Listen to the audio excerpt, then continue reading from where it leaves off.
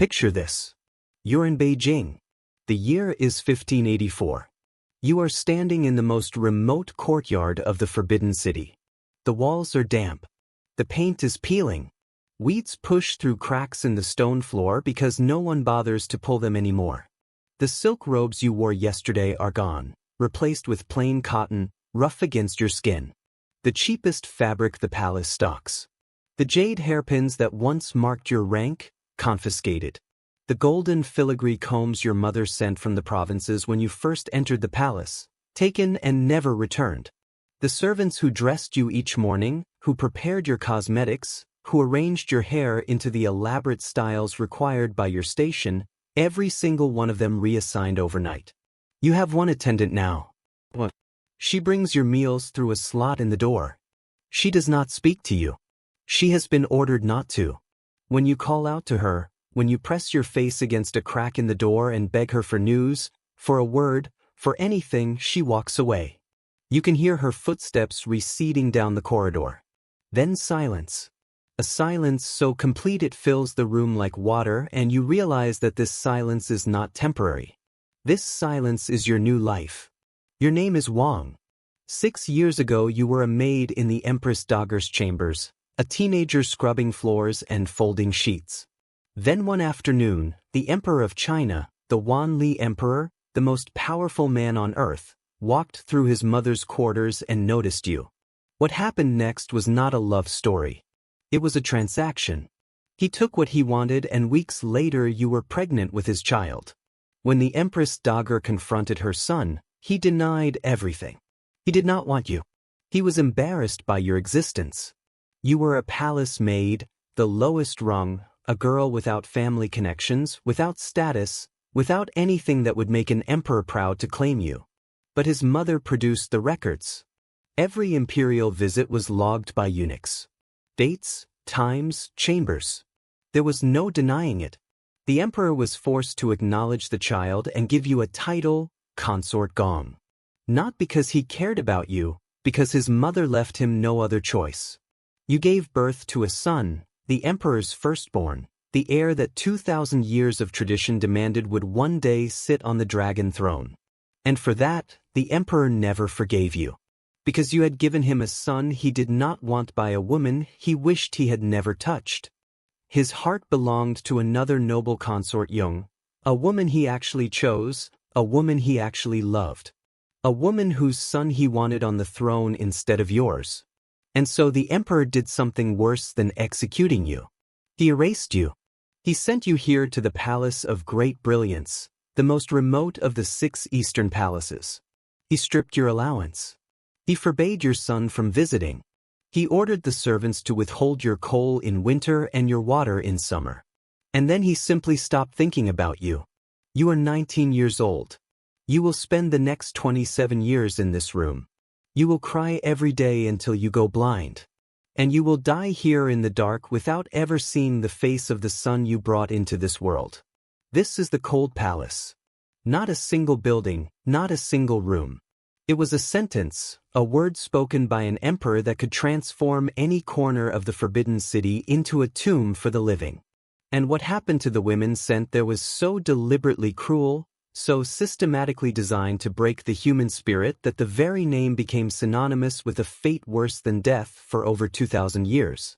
If this story grips you, subscribe and leave a like. It takes a second and helps us keep uncovering the histories that empires try to bury, because what comes next is far worse than anything you have heard so far. Most people hear the words Cold Palace and imagine a building, a specific place somewhere inside the Forbidden City with a plaque on the gate and guards standing watch. They are wrong. The last emperor of China, Puyi, clarified it himself in his autobiography years after the dynasty collapsed. There was no palace in the Forbidden City officially designated as the Cold Palace. There never had been. The Cold Palace or Langong was a concept, not a location. It was whatever room, whatever corridor, whatever forgotten corner of the imperial complex the emperor decided to turn into a prison for a woman who had displeased him. Wherever a concubine was banished, that place became the Cold Palace. And that is precisely what made it so terrifying, because it meant that no woman in the entire Forbidden City was ever truly safe. The room you slept in tonight could become your cell tomorrow. The courtyard where you walked with your friends this morning could become the place where you spent the next 40 years utterly alone. All it took was one word from one man, one flash of imperial anger, one whispered accusation from a jealous rival, and the walls that had been your home became your cage. The locations varied across dynasties. During the Han Dynasty, the system was formalized under an office called the Yeding Ling, which administered female prisoners. Disgraced concubines and palace women were sent to a prison known as the Yangang, the Eternal Alley. During the Ming Dynasty, it was often the Palace of Great Brilliance in the far northeast corner or the Gansi Palace tucked behind the Imperial Garden or the narrow corridors between palace walls known as the Sandwich, spaces so tight a person could barely turn around. During the Qing Dynasty, it was the north 3 chambers beyond the Jinshi Pavilion, a cluster of rooms so poorly maintained that by the early 20th century, the entire structure had collapsed into rubble. Different addresses across different centuries, the same sentence every time. The system worked through deprivation, not violence, not chains, not the dramatic punishments that fuel historical television dramas. The Cold Palace destroyed women through the slow, methodical removal of everything that made life bearable. It started with your title. The moment an emperor banished you, your rank was stripped. He went from imperial consort, a woman who ate from porcelain dishes embossed with golden dragons and wore silk embroidered by the finest seamstresses in the empire, to nothing. Your name was removed from the palace registry. Your allowance, the monthly stipend that paid for your food, your clothing, your servants, your medicine, your incense, your candles, everything that separated existence from mere survival was cancelled. You were not executed. You were simply cut off from the system that kept you alive. Then came the servants. A high-ranking concubine might have a dozen attendants. Women who dressed her before dawn, prepared her cosmetics, arranged her hair, selected her jewelry, managed her meals, cleaned her quarters, maintained her wardrobe, handled her correspondence, and monitored her health. In the Cold Palace, you were allowed one, sometimes none. And the servants assigned to Cold Palace duty were often the lowest, most resentful members of the household.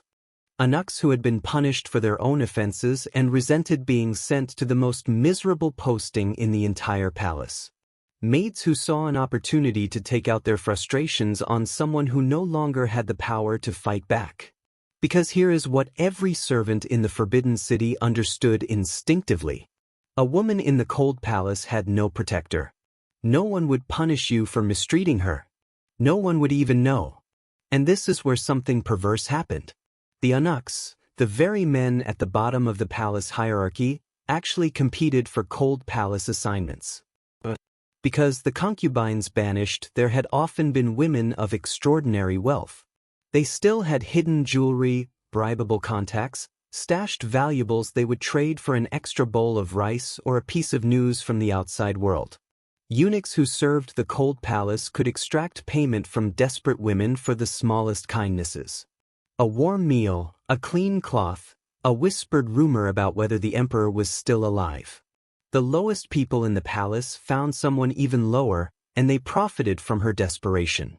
Historical accounts from multiple dynasties describe attendants who deliberately spilled food, who refused to clean chambers for weeks at a time, who stole the meager provisions meant for the banished women and sold them in the palace markets for personal profit. One account from the late Qing dynasty written by a eunuch named Kuei Yu describes visiting the Cold Palace where consort Zhen was being held. He noted that the door was locked from the outside and that food and washing water were passed in through a window. The woman inside could not open her own door. She existed in solitary confinement. Except her crime was loving an emperor who had tried to reform his own government. Think about what that means. You are a woman who was raised in a noble family, selected from the 8 banners elite or plucked from a provincial home and brought to the palace as a teenager. You were trained from the moment you arrived to be attended, to be served, to exist within a system that managed every detail of your life down to the dishes you ate from and the colors you wore.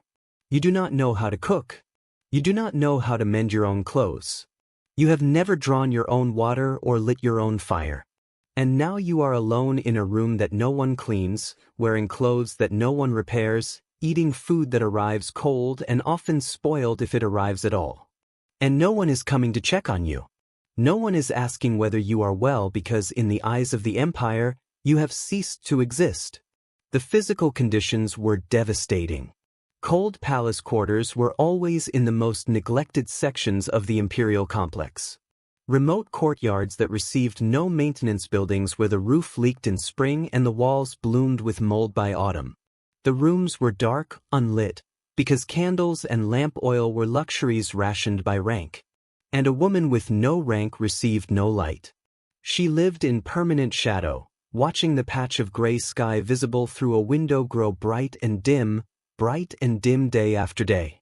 The only clock she had left. In winter, coal was the sole source of heat inside the Forbidden City. The northern Chinese winter is brutal.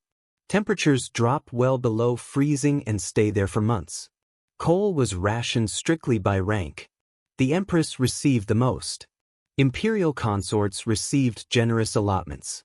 Low-ranking concubines received barely enough. When you had no rank at all, you received nothing. Women in the cold palace survived these winters in rooms with no heat, wearing the thinnest garments the palace would provide, if they were provided at all.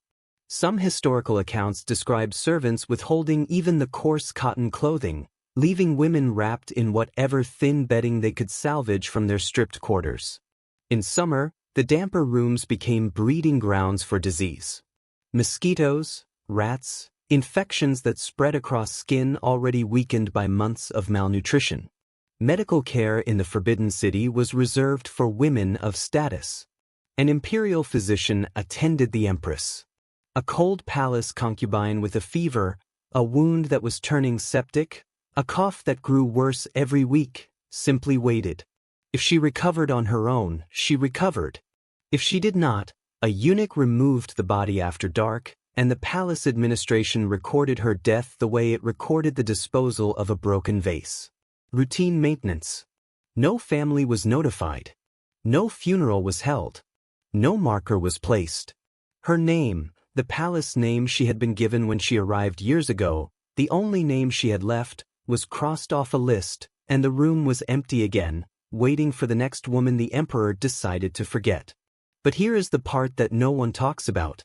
The physical suffering, the cold, the hunger, the disease, all of that was terrible. But it was not the worst of it. The worst of it was time. The cold palace had no end date. There was no sentence to serve, no parole, no annual review, no mechanism for release, no appeals process.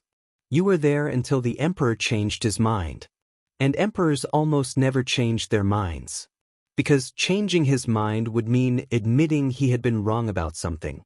And the Son of Heaven was never ever wrong. A woman banished at 20 could spend 10 years, 20 years, 40 years, her entire remaining life staring at the same four walls with no visitors, no letters, no news from the outside world. She did not know what year it was. She did not know if her parents were alive.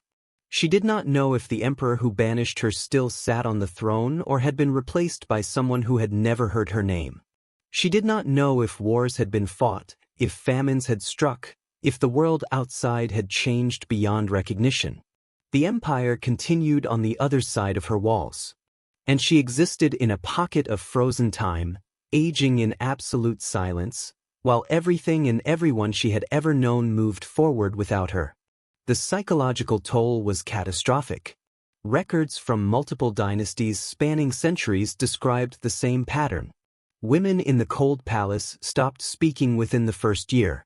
They developed repetitive behaviors, counting the bricks in their walls, pacing identical routes across their chambers, wearing grooves into stone floors with years of the same steps, pulling threads from their clothing one by one until the garment disintegrated, talking to people who were not there, laughing at nothing, screaming in the middle of the night, screams that echoed through empty corridors where no one came to investigate.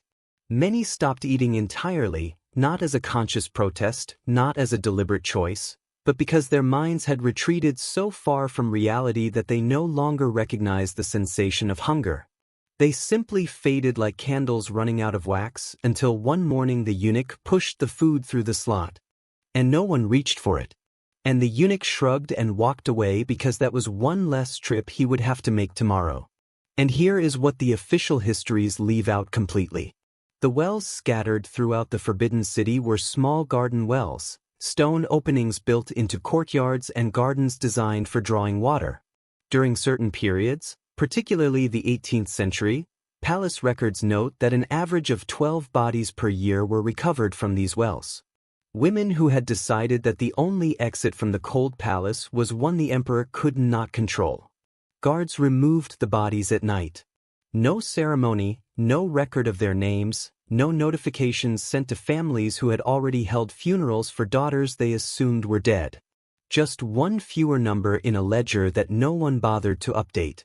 And the youngest documented woman condemned to live this way was 14 years old. She had been married to an elderly emperor for 3 months before he died. Because she had borne no children, she was sent to the Palace of Perpetual Solitude, which functioned as a cold palace for imperial widows. She spent the next 61 years in that compound. She was 75 when she finally died, having spent her entire adult life mourning a man she had known for 90 days in rooms she was never permitted to leave. That was the system. Not a punishment designed to end. A punishment designed to last exactly as long as the woman inside it could survive. And it operated across every major Chinese dynasty for over 2,000 years. Because the math was elegant in its cruelty, executing a concubine required an official explanation, a charge, a record, a potential scandal. Banishing her to the cold palace required nothing but a word, and dead women are remembered. Forgotten women are not. Now everything I have just described is the standard experience, the baseline, the ordinary cruelty that thousands of women endured in relative anonymity across centuries. But some stories broke through the silence of the historical record. And the ones that survived are the ones where the cruelty was so specific, so personal, so deliberately engineered that even the palace scribes, men trained to record horrors with the emotional detachment of accountants, could not fully disguise what had been done. The year is 655 AD, the Tang dynasty. 2 of the most powerful women in the imperial court are about to be destroyed by a third. Empress Wang had ruled beside Emperor Gaozong for years. She was dignified, proper, everything an empress was expected to be. Consort Xia had been the emperor's favorite, a woman of extraordinary beauty, who had competed with the empress for the emperor's affection from the day she first entered the palace. These 2 women had been bitter rivals for years, enemies locked in the oldest and most dangerous game the Forbidden City had to offer. The competition for the heart of the one man who controlled everything. And then Wu Zixin entered the picture. A former concubine of the previous emperor who had been sent to a Buddhist convent after his death as tradition required. She had been brought back to the palace, seduced Emperor Gaozong, and begun a campaign of political manipulation so patient and so precise that it would eventually make her the only woman in all of Chinese history to rule as emperor in her own name. She played Empress Wang and Consort Xia against each other with devastating efficiency. She whispered to each about the other. She positioned herself as the reasonable middle, the woman who had no ambitions, who only wanted to serve the emperor faithfully. She waited while her rivals exhausted themselves in petty battles. And when they were both weakened, she struck. First, she eliminated the empress. Then Consort Xia. Both were convicted of conspiracy to poison the emperor. A charge so transparently fabricated that every official at court recognized it for what it was. But by then, Wedian had consolidated more real power than either of her rivals had ever possessed. No one dared to challenge her publicly. Both women were stripped of their titles, reduced to commoner status, and thrown into the cold palace. But this was not the cold palace that most women experienced. This was something designed specifically for them, something personal. According to the historical record preserved in texts like the Zizi Tongjian, the 2 former rivals were sealed inside a courtyard. The walls were built up. The doors were bricked over. There was a single hole left in the wall, just large enough to pass food through. That was their only remaining connection to the world outside. A hole in a wall. Two women who had spent years trying to destroy each other were now trapped together in a space barely large enough to move. No beds, no furniture, no change of clothing. They ate what was pushed through the opening. They lived in the same space where they relieved themselves, and they waited because waiting was the only thing left. Then one day, Emperor Gaozong, the man who had once loved both of them, heard about their conditions. Some accounts suggest he was moved by guilt. He went to the sealed courtyard and called out to the women inside. Empress Wang and consort Xiao heard his voice through the wall and began to weep. They begged him. They did not ask for their titles. They did not demand revenge. They asked only to see the sky again. They asked him to rename their prison the Courtyard of Reflection, a humble request that implied they had learned their lesson. The emperor, shaken by what he heard reportedly, said he would look into their situation. Weixin learned of the visit within hours, and what she did next ensured that no emperor would ever visit the cult palace again. She ordered both women beaten with 100 strokes each. The punishment left neither woman able to walk. Then, according to Tang Dynasty accounts, she ordered them subjected to mutilations so extreme that the historical texts describe the result with a single phrase that became infamous across Chinese culture. They were placed inside large wine vessels and left.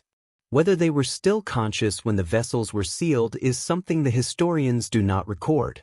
Consort Shirao, in what may have been her final lucid moment, reportedly cursed Weixin with a vow that echoed through Chinese culture for centuries. She swore that in her next life she would return as a cat and Wadian would be reborn as a mouse so that she could torment her for eternity. Wu Zetian was so disturbed by these words that she reportedly banned all cats from the Imperial Palace for years afterward.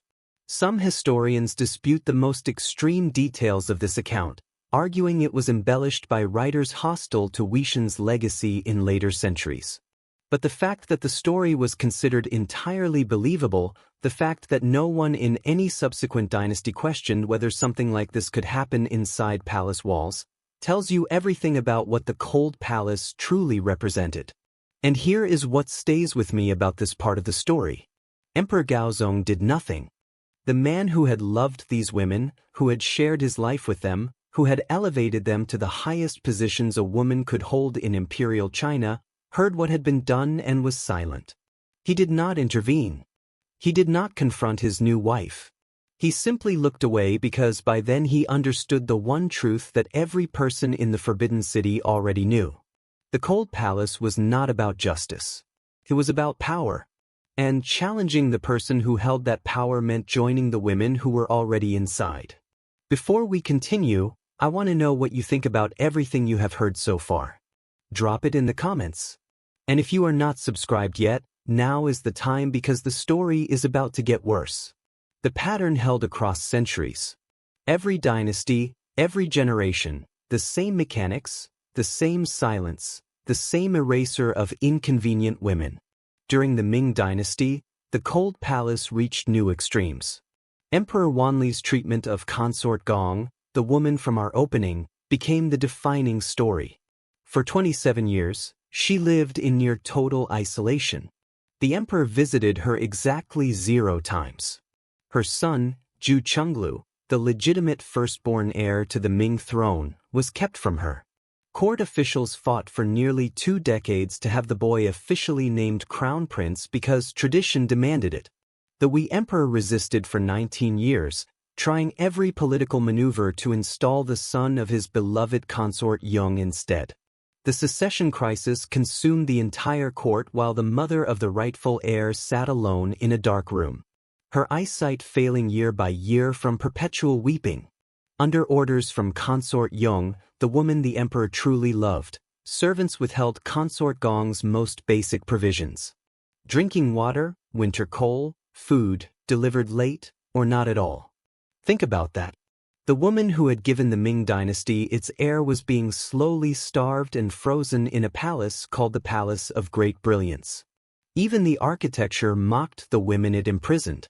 In 1611, after 27 years in the cold palace, Consort Gong collapsed.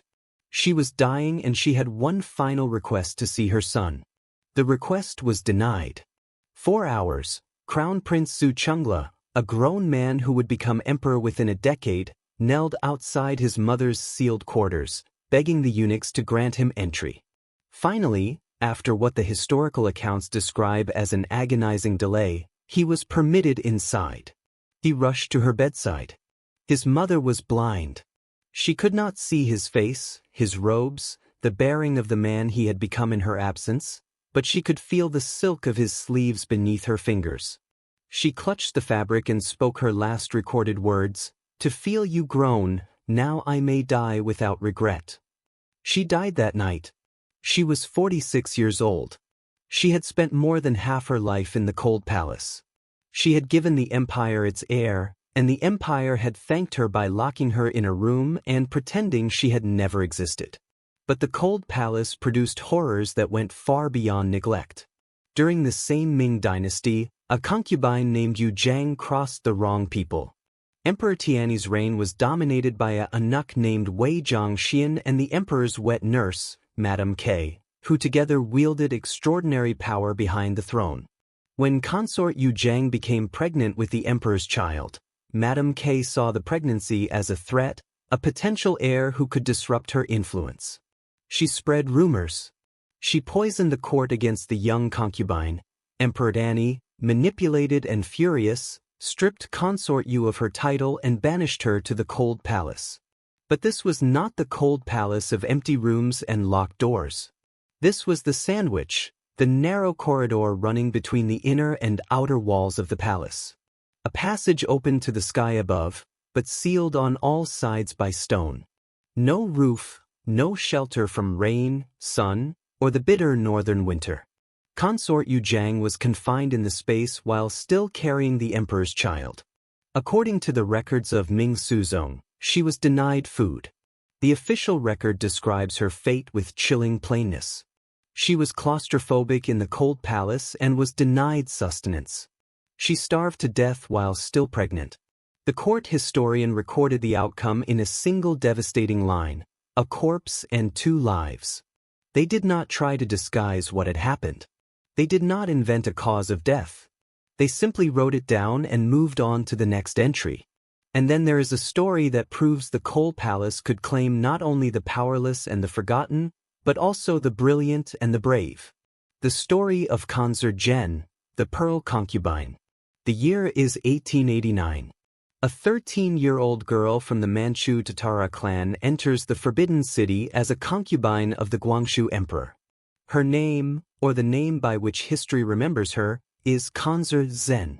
She is young, intelligent, and completely unlike any woman the imperial court has ever encountered. Where other concubines learned to lower their eyes and speak in whispers, Consort Zhen raised her voice.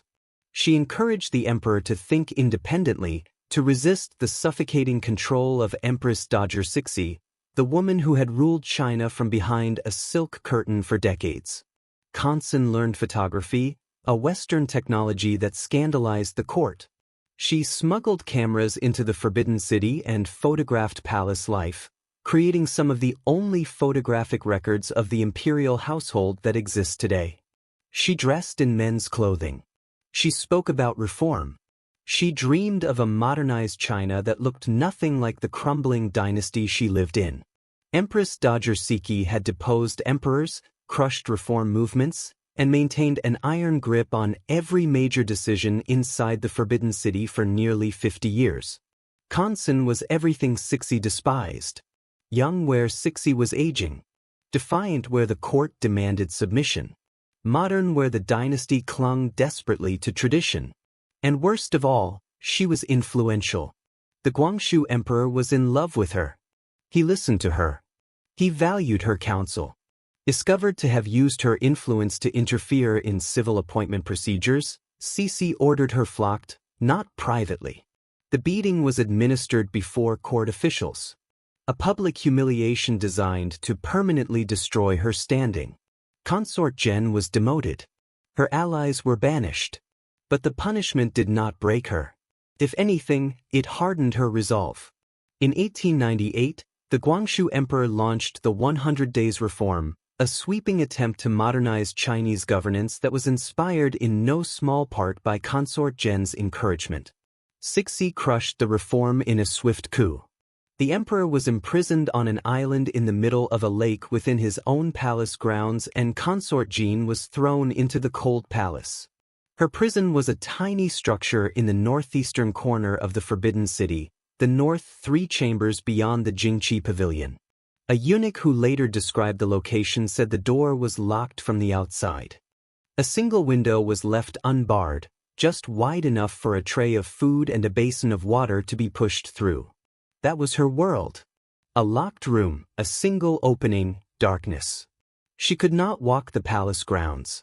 She could not speak to her sister, Connor Jin, who had entered the Forbidden City on the same day she did years earlier. She could not send a single word to the emperor she loved. The man trapped on an island less than a mile from where she sat in silence.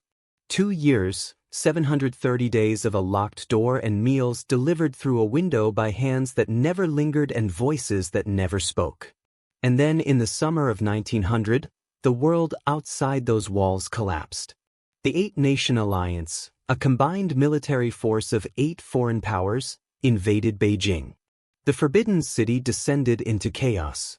Cixi prepared to flee west to the ancient city of Shiren, more than 1,000 miles away.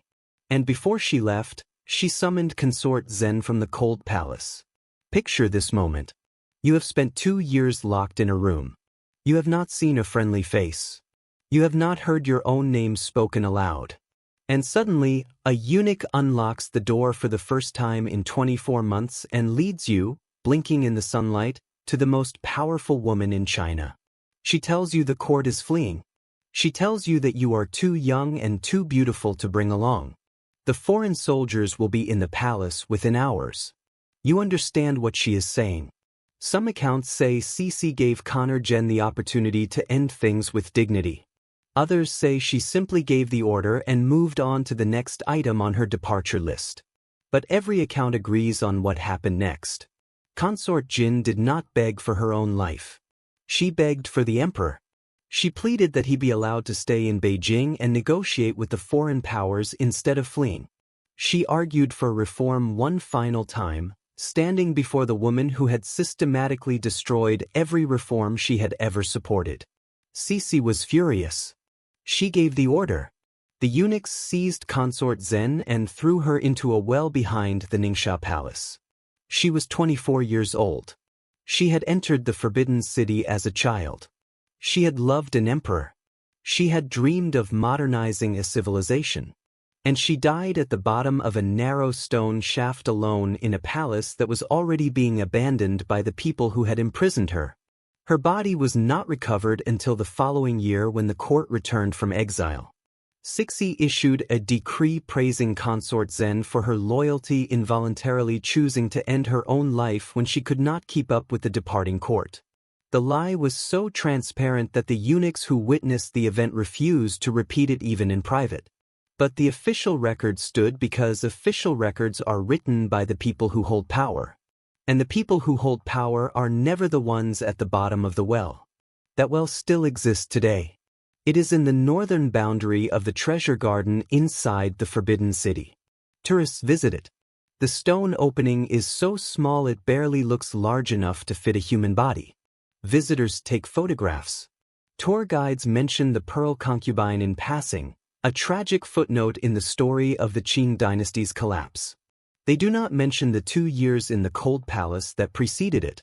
They do not describe the locked door, the single window, the silence. They do not explain that by the time Consort Zhen reached that well, she had already been erased for years. The well was simply the last door in a palace that had been closing its doors on her one by one since the moment she dared to open her mouth. 2,000 years of this system. Thousands upon thousands of women. Consort Gong, who cried herself blind waiting for a son she was never allowed to see. Empress Wang and Connor Shirao sealed inside a courtyard and destroyed by a rival whose ambition consumed everyone in her path. Consort Yu Jiang starved in a corridor between walls while carrying an emperor's unborn child. The 14-year-old widow who spent 61 years mourning a husband she had known for 90 days. Consort Zhen, the photographer, the reformer, the woman who dreamed of a different China and was thrown into a well for it. And these are only the names that survived. For every consort gong whose story reached the official histories, there were hundreds of women whose names were never recorded at all. Women who were banished to rooms that crumbled around them while the empire carried on without a pause. Women who spent decades counting the bricks in their walls because counting was the only activity left that proved they were still conscious, still present, still alive in a place that had decided they were not.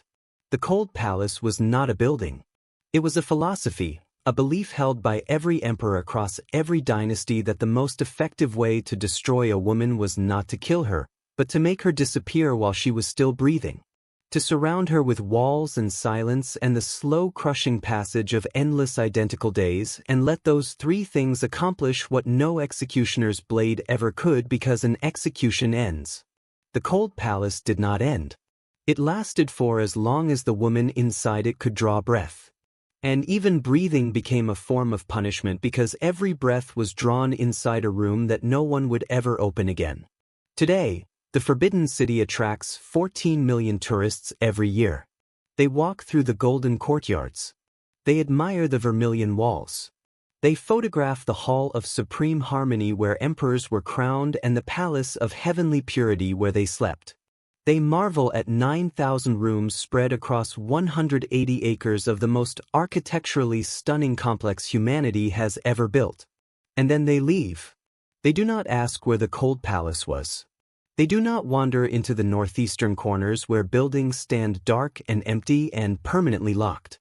They do not notice that certain sections of the Forbidden City have never been restored, never been opened to the public, never been cleaned. Structures so neglected after centuries of abandonment that they have become structurally dangerous. Pui himself explained it plainly. These buildings have no tourist value. Some are dangerous. They remain closed, but the walls are still standing. And if you know the history, you can find them. The Palace of Great Brilliance where Consort Gong went blind. The collapsed rubble of the North Three Chambers where Consort Zhen spent 2 years locked behind a door she could not open. The well where she died, still visible, still surrounded by tourists who photographed the small stone opening without understanding what it represents. We know the names of the emperors. We celebrate their wars, their accomplishments, their art collections, their architecture. We hold up the Forbidden City as one of the greatest achievements of human civilization. But the women who lived and died inside those walls, the ones who were erased so thoroughly that even the rooms they occupied were left to collapse into rubble rather than be preserved, they deserve to be remembered too. Not as footnotes, not as cautionary tales in television dramas. As people who had names and mothers who wept when they were taken, and voices that were silenced not by blades or armies, but by locked doors and empty corridors, and the devastating weight of years without end. That is the Cold Palace. Not a building, a verdict delivered without trial, without defense, without appeal, and without end. And the Forbidden City, the place that carried out that verdict for 2,000 years, is still standing, still beautiful, still open to millions who walk across the same stones where women once knelt and begged for a cup of water, a piece of coal, a single word from a child they were never allowed to touch. The stones remember, and now you remember, too. This is Crown and Dagger. We do not clean up history. We show you what actually happened. Subscribe if you believe these stories deserve to be heard. And tell me in the comments which part of the story will stay with you the longest.